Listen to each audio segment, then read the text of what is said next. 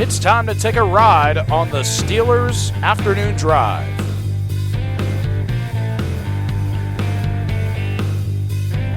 Hello and welcome to another episode of Steelers Afternoon Drive. I'm Alan Saunders. That is not Zachary Smith. That's Christopher Carter. And we're taking the Steelers Afternoon Drive. I'm taking the Steelers Afternoon Drive. It is game day. The Steelers are playing the Tennessee Titans tonight, 8:15 p.m. at Acrisure Stadium. I'll be there. Chris will be there. Be there, be square. Chris, we're going to preview the game here. I want to get your thoughts on what you're seeing about the Steelers and the Titans. And where you're at with the Steelers. You know, the Steelers are coming into this game. You get back Cam Hayward. You got that might give you a little bit of momentum moving forward.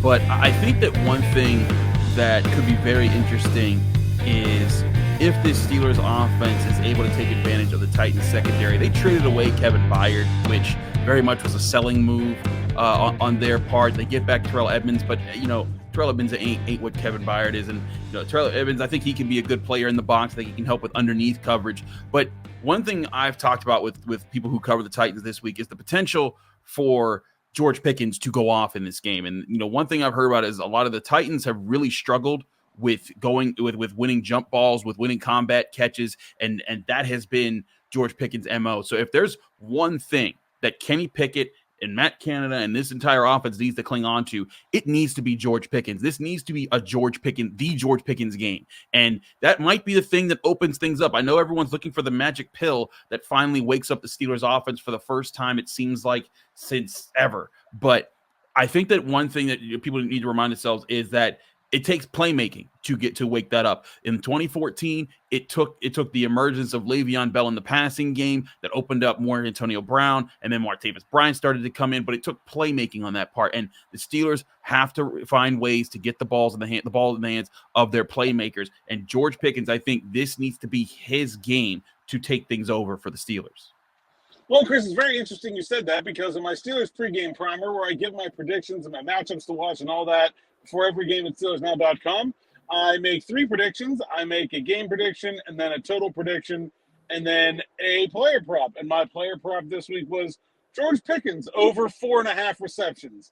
So I think we're on the same wavelength. I think so too. Be a George Pickens kind of game. I mean, first of all, the Steelers haven't exactly been shy about it, right? I mean, Mike Tomlin asked on Monday, do you need to get the ball to George Pickens more? And he said, yeah, even though they're double covered him, yeah, we got to find a way to get the ball to George Pickens more. Kenny Pickett echoed those comments on Tuesday. I do think it's going to be a focus for the Steelers. I think if you're watching that game from Jacksonville, it's the thing that's missing, right? They got Deontay Johnson going. Obviously, with the guys they have available at the tight end position, they're probably not going to be a big focus in the passing game. The balance that the Steelers needed was getting both of those outside receivers working to really open up some boxes and let Najee Harris and Jaylen Warren run against some lighter fronts. They didn't quite do that. They let Jacksonville take George Pickens away. I do not think they're going to let that happen again this week. Yeah, I think that they need to get back to that part. It's something that I've talked a little bit about on Locked On Steelers and tweeted about and things like, but something I really liked the offense, and Greg Cosell also pointed this out recently. I liked the way that they've used Johnson and Pickens in different ways, in how one player will line up by themselves on the other side of the formation, and then on one side of the formation, and then on the opposite side of the formation, you'll see the other receiver with maybe a slot receiver and a tight end basically saying, hey, here's 3 receiving options on that side of the field. Here's one over here, and force the defense to say, hey, are you going to double up on the guy that we really like against any cornerback that you have over here, or are you going to commit to that side over there? And if they commit to the overloaded side, it's giving more and more one-on-one opportunities that make for easy reads for Kenny Pickett. We saw that in the Rams game with some of the plays George Pickens was getting in some of the slants over the middle. Saw it with Deontay Johnson a little bit. Saw it also a little bit against the Jaguars. Maybe not enough against the Jaguars. And I think that that's something the Steelers could use more and more as they work through things, and forcing, again, it's not necessarily some genius thing, but it's one of those simple things that you're just giving your playmaker the opportunity to win one-on-one in space, and giving Kenny Pickett an easier chance to see that and get things going. If they can do that more, I think it'll be a big boost to the Steelers offense, because like you and I have talked about, it's not as much play calling. It's the execution. If they hit on that 50-yard bomb at the start of the game against the Jaguars. The offense probably finds other things to get the ball rolling. I think that this is very much a momentum-relying offense right now with the way that they play. And the problem is they haven't had a whole lot of momentum this year. So using those types of plays, those need to be factored in for getting George Pickens involved, getting Deontay Johnson involved. And then when teams are starting to overreact to that, that's where Kenny Pickett has to make the smart read. Okay, they're taking away the one-on-one look that I want over there. That means they can't have everyone over on the other side of the field also doubling up over there, because then you're going to get the mismatches with a Calvin Austin and things like that. The Steelers have to get back to giving him simple reads and simple decisions that he can do there. Yeah, the touchdown to George Pickens is exactly what you're talking about, where he's alone on the left side and runs a slant and is able to get some separation. Yep. And Trubisky hits him and doesn't even ever look at those three receivers on the right side of the formation, because he knew he had George Pickens one-on-one, and he was confident that Pickens was going to win that battle. Two things that have come up today as potential, I guess we'll call them changes or differences in the Steelers that might look different this week compared to last week. We'll start with the offensive line, where we've heard some rumblings here at Steelers now that Broderick Jones is going to start at right tackle instead of Chuks Okorafor. It's not 100% confirmed, but that's what we've heard. And I just want to get your take on that. Smitty and I talked about it a little bit yesterday, but I think it's an interesting choice. I can kind of see some of the reasoning, but not maybe all of the reasoning. I just want to get your thoughts on that. I think Chuks had a really rough game. Granted, everyone had a really rough game against the Jaguars. Dan Moore looked pretty bad. Chuks was just getting destroyed. I think this might be an attempt to try to see something there. I think the Steelers have wanted Dan Moore to work out at right tackle, and he just hasn't shown it. And I think that's the problem, is they're trying to find a way. They want Dan Moore Jr. and Broderick Jones to potentially be the future of this team at offensive tackles. If Dan Moore Jr. can work out, wouldn't be as expensive of, say, how they've paid Chuks right now. I think this is also a sign that, yes, you and I have talked about at the end of the season, Chuks is not getting paid $13 million a year in the salary cap hit. They're going to find ways to save money there. But Broderick Jones, on an offensive line, you think back to when the Steelers' offensive line was great. You had about two or three guys that you were paying the big money, and then at least two guys who you weren't paying big money to keep around. And I think that's what the Steelers are trying to get to, is eventually they're going to, if everything works out, Broderick Jones is going to be a big money guy. But if you can get Dan Moore Jr. to be a solid offensive tackle, you can make him a player that you don't have to pay a whole lot of money to, but he sticks around. He's kind of like Ramon Foster in how he just becomes this veteran who's very much part of the offensive line in the future. But I think maybe that's what they're trying to do. If Dan Moore Jr. can't switch to right and he has to be at left, then maybe Broderick Jones being at right is the answer in this game. But I think either way, getting Broderick Jones on the field is very necessary. I think in the one start that we saw him in a complete game, he looked more than solid. I gave him a 2-star grade on my Stars and Skulls segment on Locked On Steelers. I just think that I think I was confused by not putting him back out there against the Rams. They played well against the Rams, and I said, okay, well, maybe they see something we don't, and then they got slaughtered by the Jaguars. So clearly this is the Steelers responding to something that they don't like about the offensive line. They needed something to respond. They did need to respond somehow, because their game against, as bad as the quarterbacking was, as bad as the drops were, as bad as different things were in the Jaguars game, I thought the offensive line for the Steelers was the worst part of that game. I totally agree. I wonder if this is a way to just sort of minimize the impact of bringing on a rookie that maybe you're not 100% confident in terms of pass protection, but trying to get the run game going. Chuks is not much of a run blocker, never really has been. That's not really his strength. He's been a good pass protector. He really struggled uncharacteristically in that area last week. So I think this is, to me, like, okay, well, if Chuks is going to struggle in pass pro anyway, maybe we go with the guy who's a better run blocker. Even if we don't totally trust him in pass protection, it's at least on the right side. It's at least in front of Kenny's face and not a blind side hit if he screws something up or whiffs on a block or gets beat.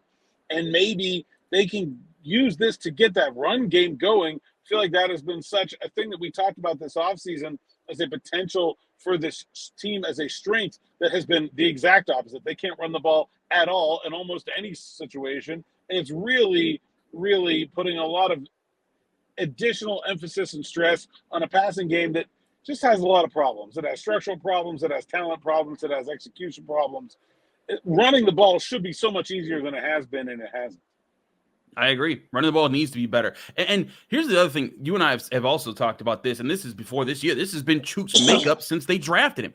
Chuks can be very solid when his fundamentals is in place, but for whatever reason, he can't be aggressive. Like, I've never seen him just take a guy and just bury him for an entire game. Marcus Gilbert used to do that so well for the Steelers at right tackle, and he was the epitome of what you want at right tackle. Physical, dominant, powerful in the run game, set that side up so that you can run behind him, and you know him, and when they had David DeCastro there next to Marquise Pouncey, you run to that side, you're getting yards. The Steelers don't have that right now. And on the right side, I think James Daniels, he hasn't been really great this year, but I don't think he's been the biggest problem on the offensive line. I think that maybe he needs another power player next to him. If you can get Broderick Jones blocking well on the right side and James Daniels is feeding off that, and then maybe you throw in Darnell Washington at tight end there. That's the next thing I was going to say. Like that can be the wall that sets up the Najee Harris and Jalen Warren. You could finally be able to start to run behind some guys, but you need to run behind somebody. It's clear Chuks ain't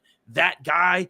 I think that the Steelers are trying to see if something clicks here, because I think they've given Chuks every chance to own that spot and to improve there. And listen, Chuks, as far as a build, made a lot of sense. He had tons of experience when the Steelers signed him to that contract. He has the exact build with the long arms, long legs. He was very young. I think he came into the NFL at age 20. Like he had all the makings to be a potential guy. He just hasn't developed into that. And that may be on Pat Meyer, maybe on Mike Tomlin, that may be on Chuks Okorafor. Who knows? But the bottom line is, right now, you need answers. And I think that this is a good attempt at finding an answer and getting your star player that you traded up in the draft to get in Broderick Jones on the field, the same way they needed to do for Joey Porter Jr., who's also now a starter. Are you surprised it's Okorafor and not Moore? And does it matter to you? Like, are you thinking that this is a mistake, that he's going to be playing right tackle instead of left tackle, or can you kind of see it either way? I could see it either way, to be honest. As bad as Dan Moore Jr. has been, Chuks Okorafor has been disappointing. Dan Moore Jr., I did not expect to have a great year. In fact, I thought that Broderick Jones would have replaced him full time by now. So the fact that he hasn't is, one thing or another. But I think that in a perfect world, that Chuks Okorafor would just be a solid right tackle, and Broderick Jones would be starting at left tackle and crushing it. And you can have Dan Moore Jr. coming into your swing tackle or come off the bench if either of them gets hurt, and that would be your situation this year. But again, Chuks Okorafor hasn't been good this year. That's the problem. He's been average to below average, and sometimes even abysmal. And I think that that's where the Steelers are just trying to find an answer there. So, I don't feel any type of way. I'm not sure if the Steelers are making a mistake by putting Broderick Jones at right. I think you're also testing, the rookie. Hey, how well can you play when we have to adjust something and move you around? Are you able to think on your feet during a week? Are you able to make those adjustments? And if he is, that's more credit to him. And then they can also see, hey, what do we want to do moving forward? Because what's going to happen, Alan, is they're probably going to let go of Chuks Okorafor at the end of this year, get back some of that salary cap space. They're going to reinvest somewhere in this offensive line. Whether it'll be center if they want to move on from Mason Cole, whether it'll be another tackle if they want to move on from Dan Moore Jr. and Chuks Okorafor, whether it's guard if they don't think that Siamalo or James Daniels is working out. But somewhere, I think they invest money or a pick or something, and maybe money and a pick into this offensive line. And maybe you're just trying to see where Broderick Jones fits best for now, so that you can then find that other piece and say, hey, you know what? We liked Broderick at left, but we also liked him at right, and we see this option out there, whether it's in free agency or in the draft, that specifically fits at one or the other. And then that gives you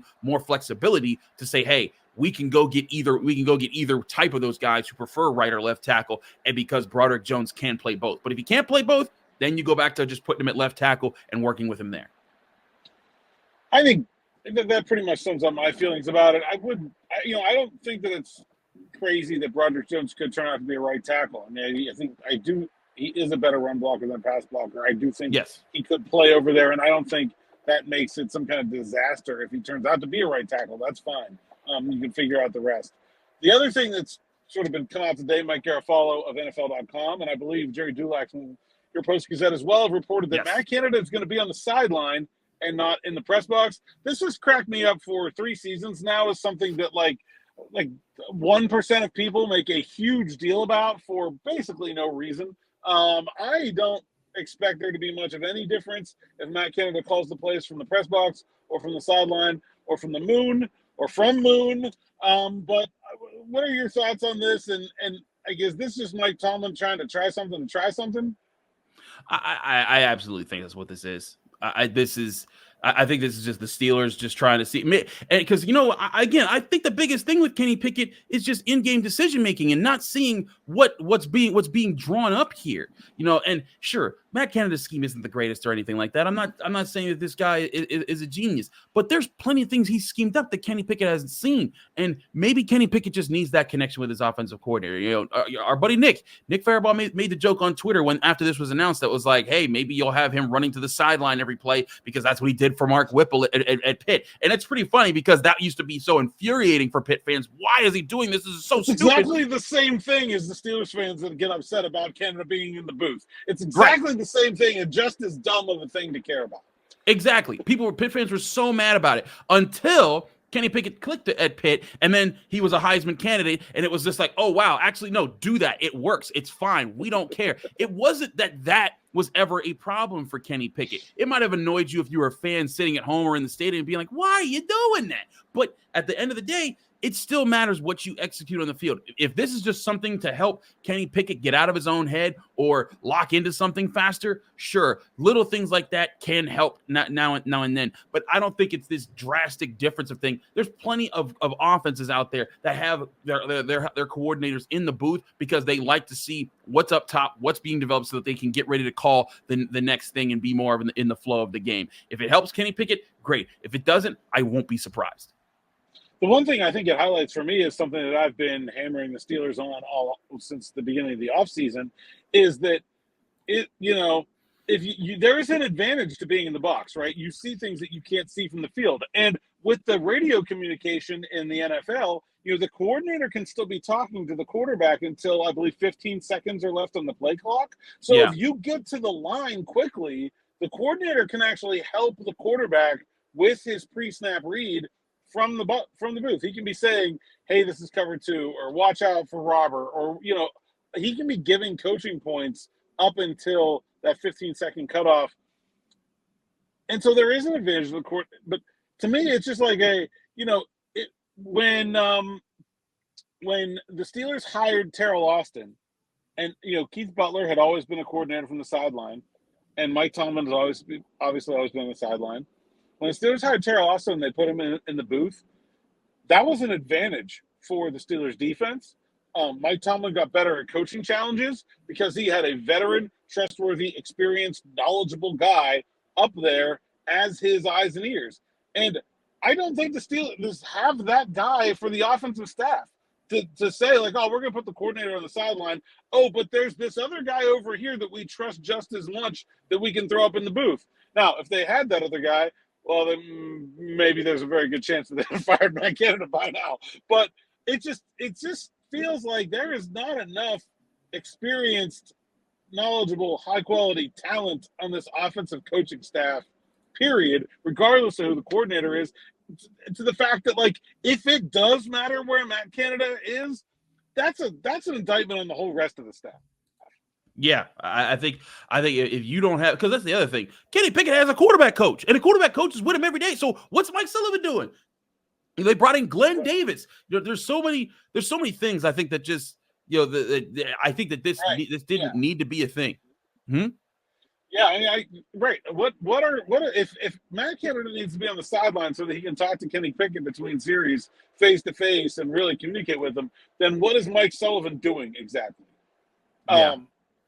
Like one way or the other, it is a bad sign for the quality of their offensive coaches if this matters at all. I don't think that it will, and I don't necessarily fault Mike Tomlin for finding any old thing. I've covered some bad teams in my day, man, and you can just actually watch when you're covering a team that's struggling. The head coach just kind of, you just see him like, well, we tried that didn't work. Yeah. We tried this, that didn't work. Hey, you ever see a bad basketball team? It's like, oh, they played man and they got beat. Then they changed to a zone and they got beat. And then maybe they tried to trap and they got beat. And then the coach sits down and throws his hands up and says, I don't know, I got nothing else. I got no more answers. Like, that's part of what's happening here. Is this is just Mike Tomlin trying things to try things. But, man, I think if it works, it's actually it's a bad sign, not a good sign. Like, I mean, it'd be a good thing if it helps, but it's really showing the lack of quality on the offensive coaching staff. Yeah, I think it's certainly doing that. And, you and I have talked about, at the end of the season, if this continues the way it goes and Matt Canada's gone, probably a lot of those guys are gone too. And they try to find a new offense. Yeah. I know some people are going to say, well, what about Mike Tomlin? I don't think the Steelers give up on Mike Tomlin, considering he's kept the organization afloat. And what really been, when you look at this roster and some of the things this franchise should have bottomed out at some point during the end after 2018 when Ben Roethlisberger got hurt, and then he came back and he was fine for half the season, then terrible for another half, and he was not good in 2021. When you look at all of those, the Steelers should have bottomed out, and sure, they would have amassed some top picks in those years. They would have had some opportunity to grow in those moments, but they didn't. And the thing is that they grew with while still winning, and Mike Tomlin, I think, is a big part of that. And Matt Canada, he doesn't have that kind of pull. He isn't part of that. That's why there's so many coaches like Sean McVay.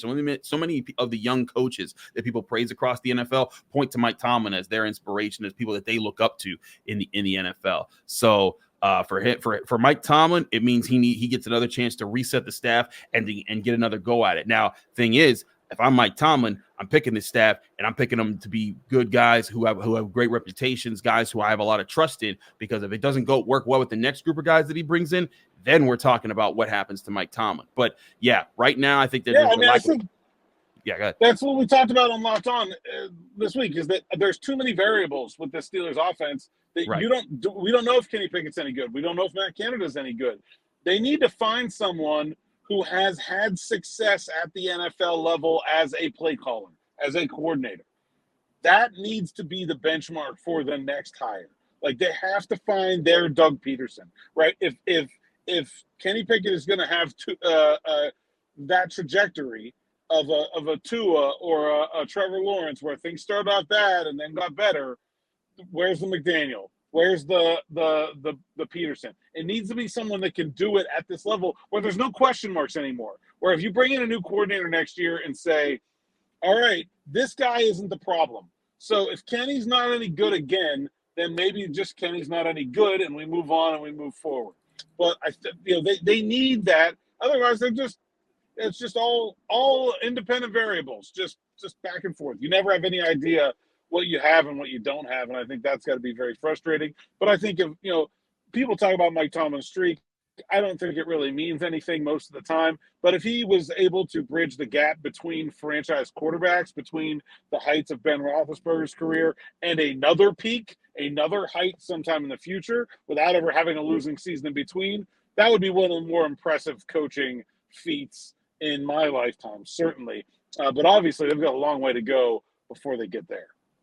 Certainly, a long way to go, but again, it starts with finding a spark on offense. One thing I point out to, one thing I think really lit up the Killer Bees era before we called them the Killer Bees, was a simple thing as Le'Veon Bell running 3 yards in front of the line of scrimmage, turning around, and Ben Roethlisberger being able to hit him with a pass and getting 8 to 10 yards off of that. And a little thing like that force defenses to say, man, we have to consider that. All right, let's plan around that. And then all of a sudden, Antonio Brown got more one-on-ones. Martavis Bryant was a rookie, and he was able to start getting open more. The Steelers were able to work the ball. And then there was flow to the offense, and it sparked that. And, Antonio Brown getting more plays, becoming that number one wide receiver. I think there's potential on this roster, but sometimes it takes a spark to unlock it. The Steelers have to find that spark, and it would be really helpful to them if they found it tonight on Thursday Night Football against the Titans, so that they can say, okay, now we have that mini bye week. We have this weekend off. You got next week, all next week,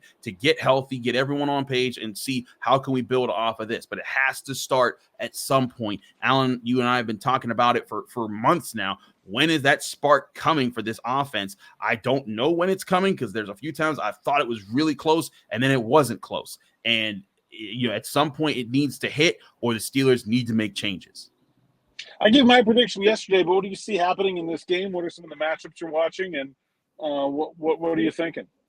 I think that you look at George Pickens is still my key to this game for the Steelers, but also I look at this Tennessee offensive line. I don't think it's that great, and I think it's an opportunity for the Steelers defense with a rookie quarterback to really get after them. They didn't do a good job of that against the Texans, but I think part of that was the Texans came in with a game plan to limit Watt and Highsmith as much as they could on the edges and force the interior guys to win more, and the Steelers weren't prepared for that. I think that the Rams tried a very similar plan, and the Steelers were ready for it in that game. The linebackers are playing better, the interior defensive line's playing better, and Cam Hayward's back, so they should play better.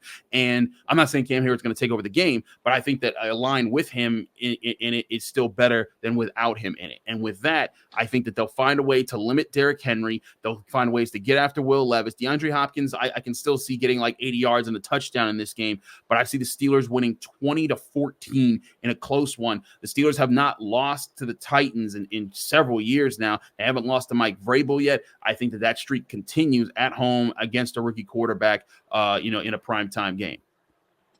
I agree, and actually, I'm glad you brought up the inside linebackers. We talked about them on a show earlier this week, but I made my bold prediction. Landon Roberts forces a fumble. I think this is going to be a big E-Rob game. I really like the way they've come together. They were a group that I had high hopes for. We didn't really see it earlier in the year.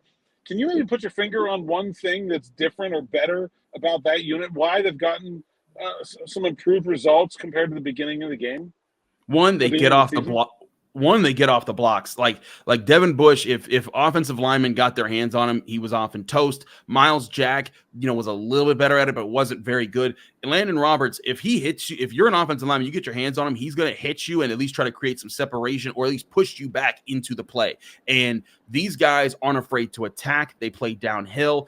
And all three of them kind of embody what you want in an attacking downhill linebacker. Roberts, I think, is the best at that style, but Cole Holcomb combines that with more plays in the pass game. Quan Alexander is a guy who just has a nose for the football and finds a way to get it out so many times. That kind of activity, that kind of aggression, it's welcomed in this Steelers defense. That's the kind of linebacker play that you want. Sure, it'd be great if they had a Ryan Shazier type. Everyone wishes they'd have one like Roquan Smith or someone who can cover and do all the things on the field like Fred Warner. But with who they've got right now, they need these guys to come in, stuff the run, play downfield hard, and make those hits at the line of scrimmage. Have the right run fits, but also not be a complete liability in the passing game. I think that this group has done a good enough job at that. I think that they're taking steps forward, and what can happen is the rest of the team can start to feed off of that defensively and start to make plays around them. And again, they win enough on first and second down. They win enough in limiting the run. You'll force more teams into predictable passing situations, and more of those disguised coverages will come into play, more in those disguised blitzes, and more chances for TJ Watt, Cam Hayward, Alex Highsmith to make plays. I think that pretty much says it, man. I think, and I think this is a huge game. Again, it's not just Derrick Henry, but Tyjae Spears is a guy I like a lot too. Yeah.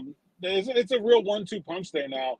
I mean, I really do think those guys are a key to the Steelers being able to have success on defense in this game.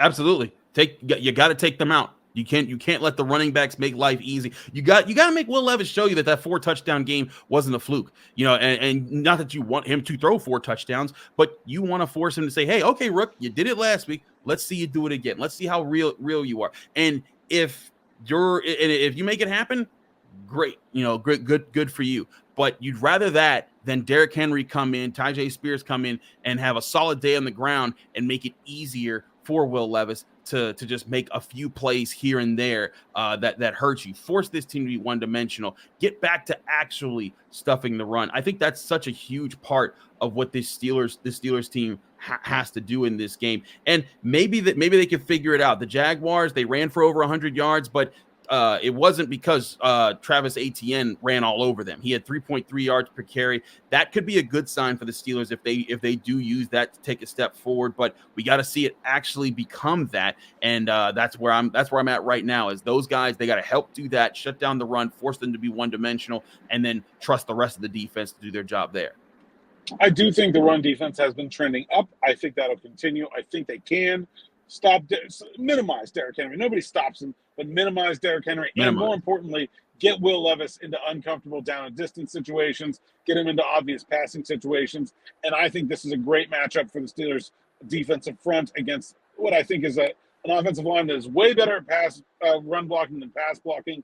I especially like TJ Watt against Petit Frere, right tackle. I think that's a huge mismatch. And I think Cam Hayward, if he's healthy, can win against Skoronski, the rookie starting at left guard.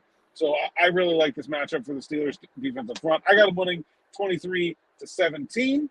So we're on the same wavelength. Smitty also predicted the Steelers win. So I believe that's called the kiss of death. So if they lose, I'm sorry. It was all our fault. Chris, thanks for coming on. We appreciate it. You can find Chris's stuff in Pittsburgh Post-Gazette, where he covers Pitt Athletics, Locked On Steelers, where you can find everywhere you find podcasts, and on YouTube. This podcast runs every day. You have a podcast tonight after the game? I will. I'll have post-game thoughts there. We do a quick response from the stadium and then a full episode after that. So stay tuned for the Locked On Steelers podcast. We'll also have plenty with the Pittsburgh Post-Gazette and the North Shore Drive podcast. There you have it. And I'm Alan Saunders. Find me today, Saunders_PGH at PGH Steelers Now is the site's account. And SteelersNow.com. Go there. That's where my words live. Read them so I can get paid. Thanks to Chris. Smitty's back tomorrow. We'll see you after the game.